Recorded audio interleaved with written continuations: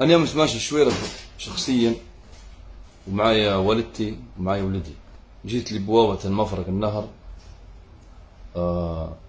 نزلت لي القزاز، رخيت على المطب، طلعت نسمع في شخص يعيط لي من بعيد، حتى عياط بتاع مردف بتاع واحد شوارعي، ويعيط لي يجيب له ورق بتاع السيارة تعال. درست على اليمين، درت فلتشاتي ونزلت جبت الورق، لو انه واحد داير مرايات وقال لي درناوي تقريبا رغويه حشاكم كيف الكلب اللي يروضوا فيه كيف، قال لي ما تسلمش علي، قلت له حر ما بنطلقش السلام، بالقانون نزلت لك القزاز وخفضتك على البوابه، ما عندك شيء ثاني عندي. قال لي لا انت شابح روحك وانت داير وانت. قلت له يا راجل شو تبي من الاخير؟ انا معي والدتي في السياره وما تعيطش علي، ما راجل مسافر.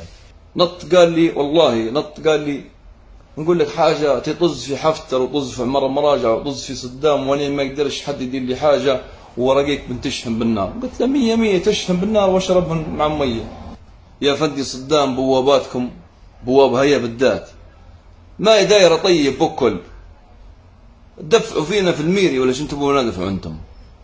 قصدي السياره صغيره ادفع، سياره كبيره ادفع، تشحير، تمرميد، سخط، كلام مسخوط. راه احنا تعبنا، الناس فدت، الجنوب كرهات الناس، ميليشيات والله مافيات اللي في البوابات، ناس تزرط حشيش وحبوب وما هناك بلي ما يديروا فيه سخط.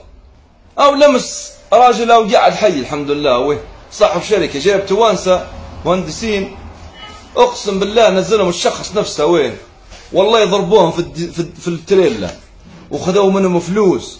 يا فندي صدام دير لنا راي في البوابات، اراهم الضباط اللي هنا ما ينقلوا لك في الحقيقه، راه قاعدين هنا لها في فلوس ووقود وبنزينه وكل شيء يخدموا فيه، دق فلوس بس، الحقيقه ما يوصلوا فيها لك. راهو جيشك نهوه في البوابات، الجيش نهوه شكالات هميه في البوابات. انا عندي محل ميه، كل ما تجيني سياره نقعد نكلم في 1000 واحد، يا فلان اشبح لي سيارتي، السياره شدوها، يا ريت شحطوا فيهم بالنار، في الاخير يقول ادفع 150. شنو ندفع لك 150 ليه؟ ترزق بوك ندفع لك 150 ليه؟ حتى بتسافر انت وعائلتك يا ريت يحطوك في بوابه مفرخ رغاوي حبوب زروط.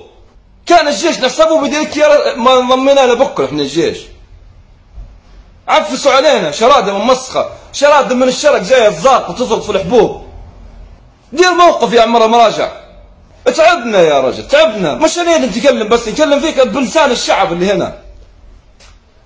ابراك الشاطئ تطبخ، راه ابراك تطبخ.